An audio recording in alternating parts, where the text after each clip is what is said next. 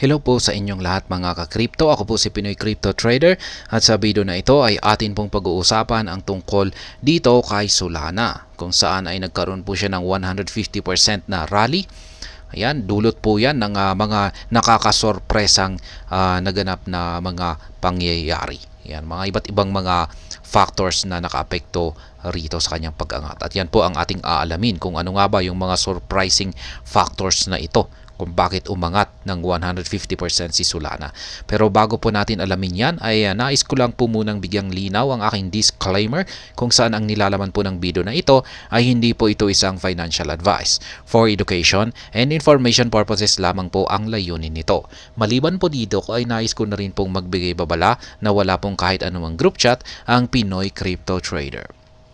Ayan, ang sabi po rito ay surprising fact on Solana's current rally revealed by on-chain data. Ayan, nakita po sa on-chain data ni Solana yung kanyang nakakasurpresang pangyayari.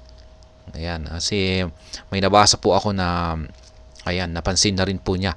Meron po ako nabasa na ka-crypto natin rito na nag-comment na napansin na rin po niya yung ayan, biglaang pag-angat ng market price ni Solana.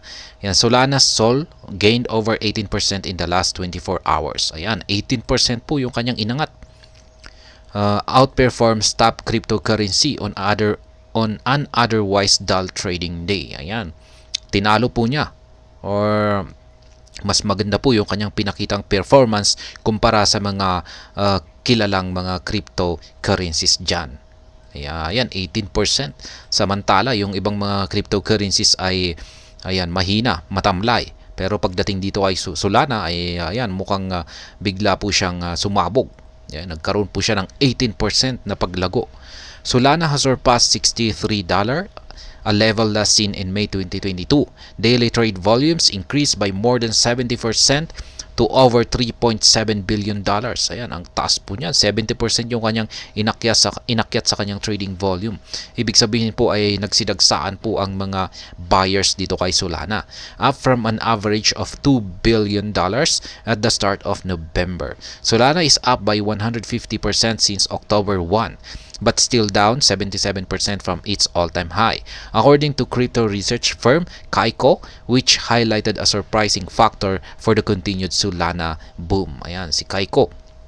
Ayan, siya po ang nagbigay ng highlight yan sa nakakasurpresang pangyayaring bagay na ito kung bakit sumabog si Solana.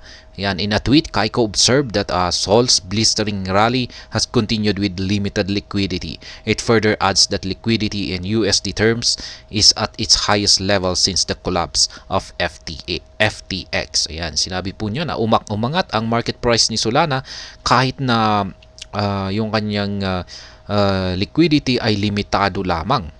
Ayan. SOL's blistering rally has continued with limited liquidity.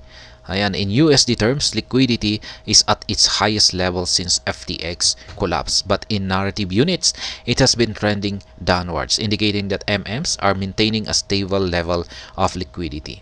Ayan, ito po yung pinakita niyang chart dito. Solana 1% market dip. Ayan, highest point naman ng US dollar, native units. Ayan, kitang-kita naman po natin yung comparison ng native units at saka ang US dollar dito. However, liquidity has been going downward in native units, indicating that market makers are maintaining a stable level of liquidity. Solana prices plummeted on November 2022 after FTX collapse, but hopes about Solana have revived following the end of Sam Bankman-Fried's trial. Ayan po, sumunod na rin po or naapektuhan na rin po si Solana nung nagkaroon ng collapse ang FTX noong November 2022. Ayan, bumagsak na rin po ang kanyang presyo.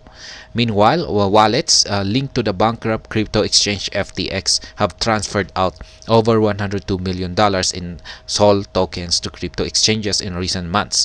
Moving to exchanges may indicate selling, but the impact has reversed on Solana's price, which has hitherto risen. Institutional investment in Solana tokens have also increased in recent weeks. Shares of Grayscale Solana Trust hit nearly 900% premium to the spot SOL held in each share last week, indicating demand for the token. Ayan. unti-unti pong nagkakaroon ng interest yung mga malalaking institutional investors.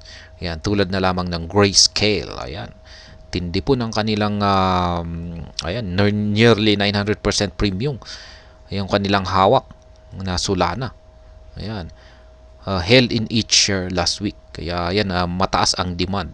Kaya tumaas ang demand ng Solana dahil sa mga institutional investors na ito.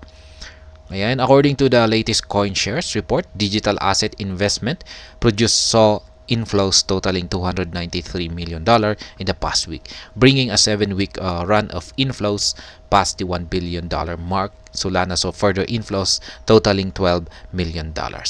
Ayan, yung sabi lamang dito ay kung bakit umaangat or umaakyat ang market price ni Solana ay dahil sa may pumapasok po or nagkaka-interest na mga malalaking institutional investors. Kaya ayan, yung mga institutional investors na ito ay talagang mga whales po ang mga ito. Sobrang laki po yung kanilang binibili na halaga or amount ng tokens. Ganyan po. Kaya maganda po kung yung pagdating sa mga bagong labas na mga cryptocurrencies. Ang isa pong indicator natin dito kung maganda bang mag-invest dito ay titingnan natin kung may malaking institutional investors ang pumasok or nag-invest dito. Kaya yan, kung may sumusuporta dyan na isang malaking institutional investor, ay ibig sabihin ay maganda pong mag-invest dyan sa bagong labas na cryptocurrency. Kaya yan po yung isang matinding basis natin dyan. Pero kung pag walang malaking institutional investor sa isang bagong cryptocurrency ay medyo risky po yan. Medyo alanganin po tayo dyan. Pero ayan po ang nagdulot ng pag-angat ng presyo ni Solana. Ayan, meron po kasing parang nagkaroon ng interest yung mga investor, yung mga institutional investors dito kay Solana. Kaya nagkaroon ito ng demand at umakyat. Kaya umaakyat yung kanyang market price. At ayan, hanggang dito na lamang po tayo sa video na ito. Sana po ay inyong nagustuhan ang aking paliwanag dito. Kung inyo po itong nagustuhan, pakiclick lamang po ang like button nito. Para naman po sa mga bago lamang dito, kayo po ay aking inaanyayahan para mag-subscribe. Pakiclick na rin po ang bell icon nito dahil ito po ang siyang magsisilbing notification nito sa mga bago kong videos na akin pong ina-upload sa aking YouTube channel na ito. Marami pong salamat sa panonood. Ingat po tayo lagi at God bless po sa ating lahat.